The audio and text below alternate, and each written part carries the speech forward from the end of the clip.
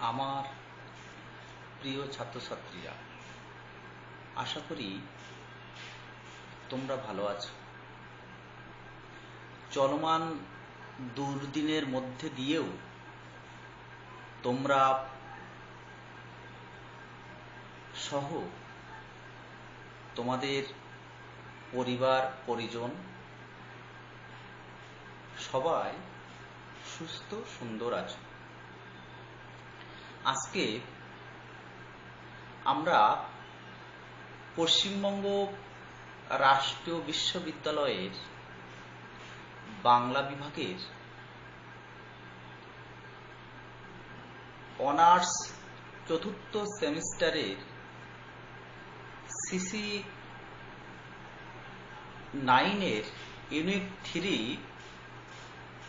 ছেলেবেলা গ্রন্থ সম্পর্কে আলোচনা করব। তো রবীন্দ্রনাথের এই ছেলেবেলা গ্রন্থ থেকে আমরা গতদিন আলোচনা করেছিলাম রবীন্দ্র জীবনে তার দাদা বৌদিদের ভূমিকা সম্পর্কে। আর আজকে আমরা আলোচনা করব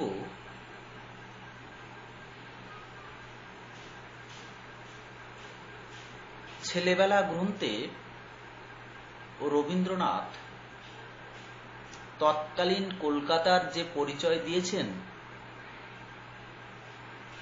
সেটা নিয়ে। তার পাশাপাশি সেকালের সঙ্গে একালের কলকাতার পার্থক্যটাও আমরা তুলে ধরার চেষ্টা করব। শ্রদ্ধেয় রবি ঠাকুর আমাদের পাঠ্য ছেলেবেলা গ্রন্থে তার বাল্যকালের কলকাতার যে স্মৃতিচারণা করেছেন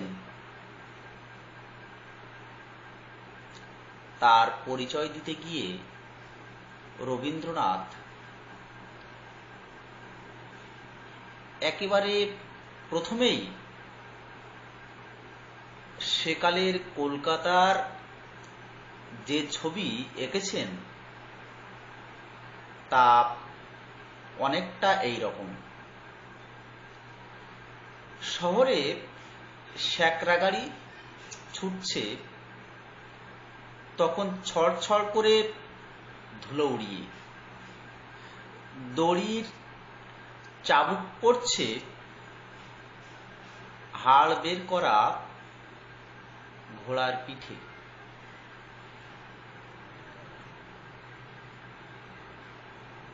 তখন না ছিল ট্রাম, না ছিল বাস, না ছিল মোটর গাড়ি।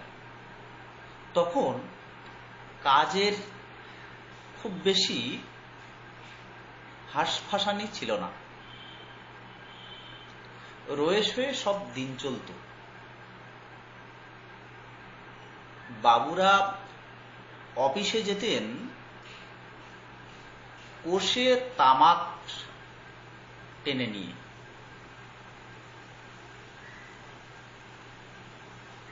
কেউ বা পান চিবোতে চিবোতে, কেউ বা পালকি চড়ে, কেউ বা আবার গাড়িতে।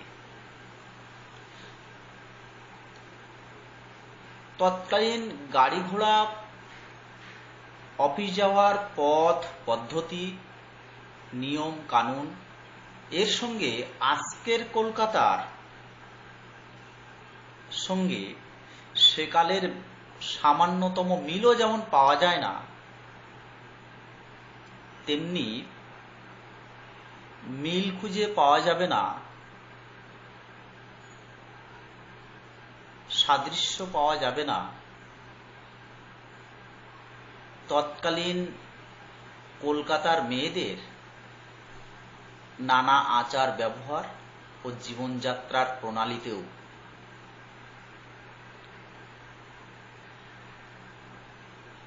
সেকালের কলকাতার মেয়েরা ছিল অন্দরমহলের বাসিন্দা,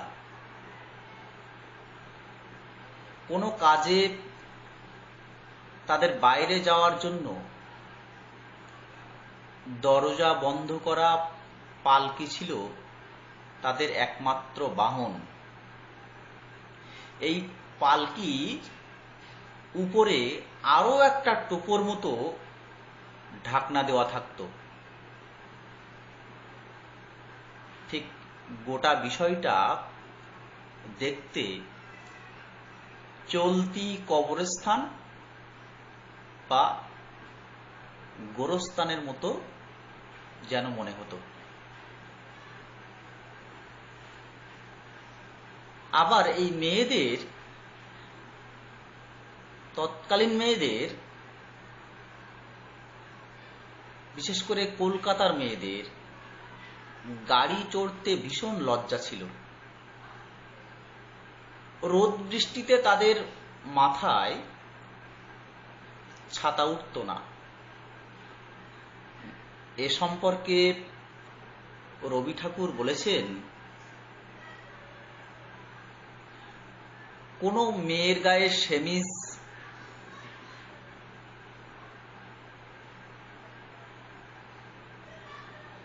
মানে মেইলি এক প্রকারের জামা, পায়ে জুতো দেখলে সেটা বলতো মেম সাহেবী। আবার এই মেয়েরা বা কোনো মেয়েরা যদি হঠাৎ কোনো পরপুরুষের সামনে পড়ত, তখন ফস করে তার ঘোমটা নামতো একেবারে নাকের ডগা বেয়ে। সেই সঙ্গে জিভ কেটে চট করে দাঁড়াতো সেই পুরুষের দিকে পিঠ ফিরিয়ে।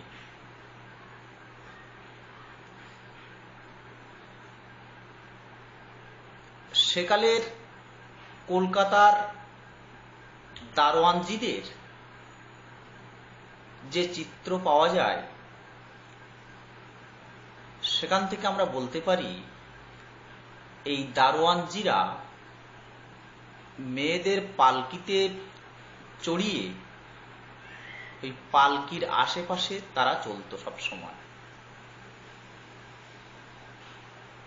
এবং তাদের হাতে একটা পিতলে বাঁধানো লাঠি থাকত। সাধারণত এই দারোয়ানজিদের কাজ ছিল বাড়ি আগলানো, তাছাড়া ব্যাংকে টাকা তোলা বা কুটুম বাড়িতে, আত্মীয়ের বাড়িতে মেয়েদের পৌঁছে দেওয়া, আর পার্বণের দিনে, উৎসবের দিনে গিন্নিকে, বাড়ির মেয়েদেরকে বদ্ধ পালকি সমেত গঙ্গায় চুবিয়ে আনা এদের কাজ ছিল, যেটা আমরা ছেলেবেলা গ্রন্থ অবলম্বনে ও রবীন্দ্রনাথের থেকে আমরা জানতে পারি। তো এই দারোয়ানজিদের এই চালচিত্র আঁকার পাশাপাশি রবীন্দ্রনাথ সেকালের কলকাতার পথঘাট সহ বাড়িতে আলোকসজ্জার চিত্রটিও খুব সুন্দরভাবে তুলে ধরেছেন। সে সময়ে শহরে বা কলকাতায় গ্যাস বা বিজলি বাতি ছিল না। কেরোসিন আলোর তেজ দেখে শৈশবকালে রবীন্দ্রনাথ অবাক হয়ে যেতেন। তখন ঘরের বাইরে জ্বলত ঝাড় লণ্ঠন, আর ঘরের ভিতরে জ্বলত পিতলের এক প্রকারের প্রদীপ। হাওয়া খাওয়ার জন্য তখন হাত পাখার প্রচলন ছিল। বউ ঠাকুরনের হাতে এই হাত পাখার হাওয়াতে কবিকে তখন পড়াশোনা করতে হয়েছে। আজকের কলকাতার পথঘাট আলো দেখে হয়তো রবীন্দ্রনাথের এই বিবরণকে, বর্ণনাকে, যেটা আমরা ছেলেবেলায় পেয়েছি বা পড়ছি, কিছুটা আমাদের কাছে অতিরঞ্জিত বলে মনে হতে পারে।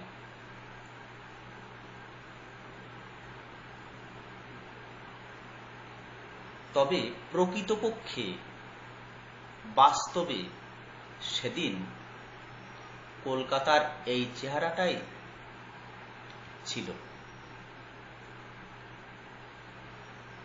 19 শতকের 60-এর দশকে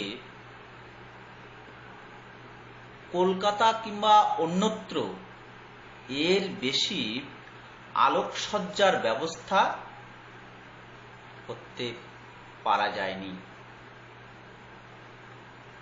এদেশে ইংরেজরা আসা সত্ত্বেও তৎকালীন কলকাতার বুকে জাঁকিয়ে বসেছিল নানা কুসংস্কার, অতিলৌকিকতা ও ভৌতিক বিশ্বাস। ছেলেবেলার পাতায় তার নিদর্শন রবি ঠাকুর আমাদের সামনে রেখেছেন। সেটা অনেকটা এইরকম, তখন ভূত প্রেত ছিল গল্প গুজবে, ছিল মানুষের মনের আনাচে কানাচে। কোনো দাসী কখন হঠাৎ শুনতে পেত শাকচুন্নির সুর।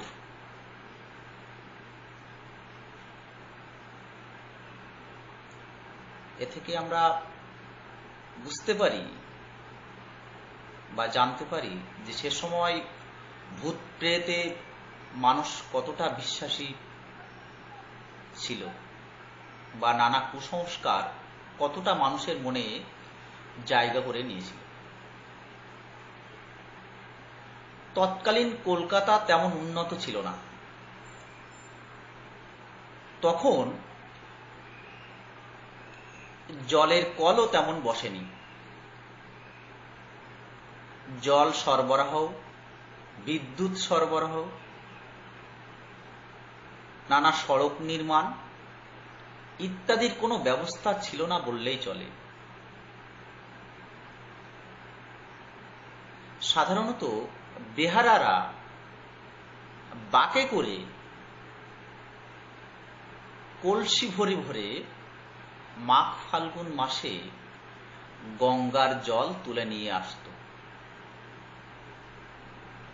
এই জলটাই ঠাকুরবাড়ির মানুষজন সারা বছর ধরে পান করতেন। আসলে তখনকার কলকাতা শহরটা এখনকার মতো আধুনিক ছিল না। রবীন্দ্রনাথের কথায় বলা যায়, চারিদিকে কেমন একটা যেন পাড়াগেয় ভাব। তখনকার দিনে বয়োজ্যেষ্ঠ এবং বয়োকনিষ্ঠ বা ছোটদের মধ্যে একটা দূরত্ব ছিল। আরো পরিষ্কারভাবে বললে বলা যায়, ছোটদের সঙ্গে বড়দের মধ্যে একটা পার্থক্য ছিল, দূরত্ব ছিল সামাজিকভাবে। আনন্দ বিনোদন বা চিত্ত বিনোদনের জন্য উপায় হিসাবে এখনকার কলকাতার মতো সিনেমা, খেলাধুলো বা জলসার রেওয়াজ সেকালে খুব বেশি ছিল না। তখনকার ধনীদের ছিল শখের যাত্রার প্রচলন। সঙ্গীত চর্চার রেওয়াজও কম বেশি ছিল। খেলাধুলো ছিল সামান্য কয়েকটা। ছিল মার্বেল, লাটিম ঘুরানো, ঘুড়ি ওড়ানো। এই সামান্য কয়েকটি খেলা নিয়েই তখনকার কলকাতার ছেলেদের খুশি থাকতে হতো।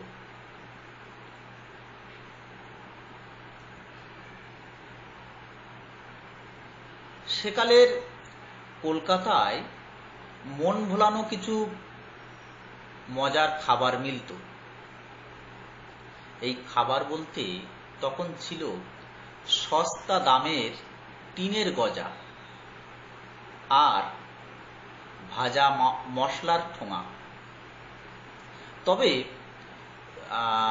চৈত্র বৈশাখের গরমের দিনে কুলপির বরফ পাওয়া যেত,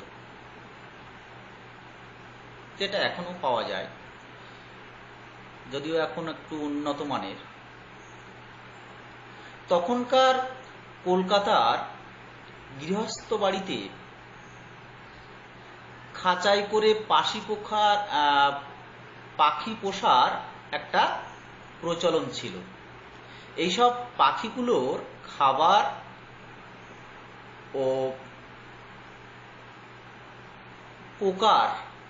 পোকা বলতে যেটা পাখিরা খায় আর কি, সেই পোকার যোগান দিত বিভিন্ন পোকাওয়ালারা।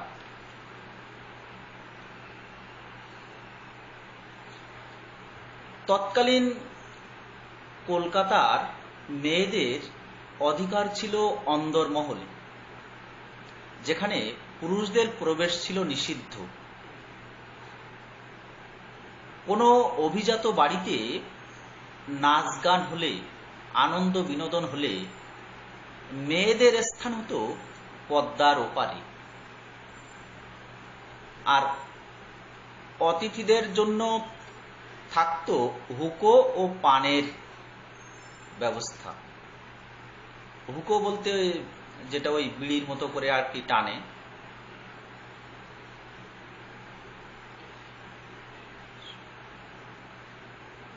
সে সময় ভূতের ভয় যেমন মানুষের মন জুড়ে ছিল, তেমনি ছিল আবার ডাকাতের ভয়ও। তখন সেকালে অনেক জমিদারদের ডাকাত করার পেশা ছিল, তাদের জীবিকাই ছিল ডাকাত করা। এসব ডাকাতদের মধ্যে বিখ্যাত ছিল রঘু ডাকাত, বিশে বা বিশু ডাকাত প্রভৃতি।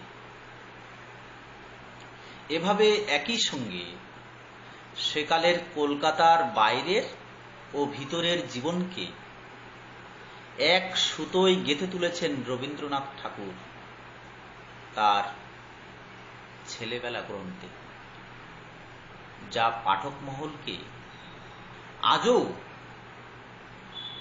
সমানভাবে মুগ্ধ করে চলেছে। আজকের আলোচনার শেষ পর্বে এসে বলা যায়, কলকাতার সেকাল আর একালের মধ্যে পার্থক্যটা বেশ অনেকটাই। আধুনিক কলকাতার বিজলি বাতি, ত্রিফলা আলো, জলের কল, ট্রেন, ট্রাম, বাস, ট্যাক্সি, টোটো, অটো, নামকরা সিনেমা হল, ঘোড়া দৌড়, ক্রিকেট, ফুটবল সহ নানা খেলা, অডিটোরিয়ামের মতো সাজানো আইপিএল ক্রিকেট, আইএসএল ফুটবল, নানা সঙ্গীতানুষ্ঠান, পোশাক পরিচ্ছদের নানা বাহার, অফিস আদালত, স্কুল কলেজ, বিশ্ববিদ্যালয়, এসব অবাক হতবাক করে দেয়। এক কথায় প্রায় ৩০০ বছর পেরিয়ে এসে সেদিনকার কলকাতা আজ যান্ত্রিক কলকাতায় পরিণত হয়েছে বলা যায়। আর তার পাশাপাশি সময়ের সঙ্গে, যুগের সঙ্গে তাল মিলিয়ে কলকাতার নগর কেন্দ্রিক আয়তন যেমন বেড়েছে, ঠিক তেমনি বেড়ে গিয়েছে লোক সংখ্যাও। যাই হোক, আজকের আলোচনা মোটামুটি এ পর্যন্তই। আশা করি আবার দেখা হবে নতুন কোনো ভিডিও নিয়ে, নতুন কোনো আলোচনা নিয়ে। ততক্ষণে তোমরা ঘরে থাকো, সুস্থ থাকো, ভালো থাকো, নিজেকে রক্ষা করো, পরিবার পরিজনকে সেভ রাখো।